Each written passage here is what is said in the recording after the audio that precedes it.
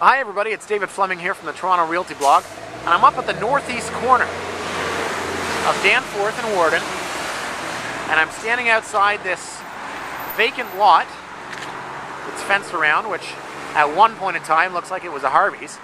But 3 years ago, in early 2007, there was a condo sales center for a development that was going to be called Promenade on the Danforth. And I can actually see through the window, right here, right there.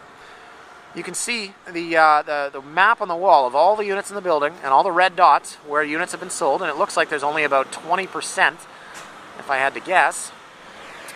And that's probably a good reason why it's now a dilapidated building. So, 3 years ago, I had a client that was interested in buying here. And I said, you know what, let's go check it out. I'll meet you there on Sunday morning at about 11 o'clock. We'll go take a look. We'll talk to the sales center, we'll go and we'll do our research. Yeah, we'll make a day of it. So I met her here, and I remember pulling on that door right there, and it was locked. And I said, well, that's really strange. It's 11 o'clock. It says that they're open from 9 to 6 on Sundays. So I called the number, and I could hear the phone inside ringing, and nobody picked it up. So about 2 hours later, I received a call back from the message I had left, and a gentleman says to me, yes, you called, you'd like to buy a condo. And I said, yes, who am I speaking with? This was the developer. This was the gentleman in charge. And this was the development. Icon Developments. You can Google them. I'm not worried about being sued. I'm sure that they've never built anything. And if they did, it probably fell apart. But the gentleman said to me, yes, we'd like to sell you a condo. And I said, okay, well, you know, and I asked him a million questions, and he backtracked and gave me all kinds of, rhetoric and never really answered any of my questions. I asked him how many units it sold. He said he didn't know, as if he wasn't counting all along. But bottom line, I really didn't get a good vibe off the guy. I'm not going to lie.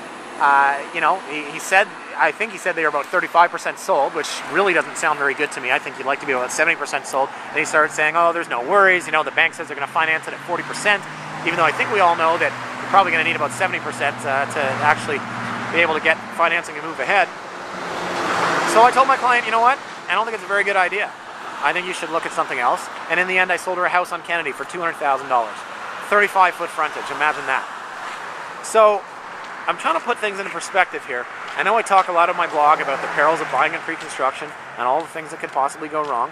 A lot of times people email me and they say to me, look, I had a great experience with this development, or I really like this developer, and I think you're trying to paint the entire industry with one brush. And not necessarily am I trying to do that, but I honestly do believe that if you're going to do this, you have to understand the risks.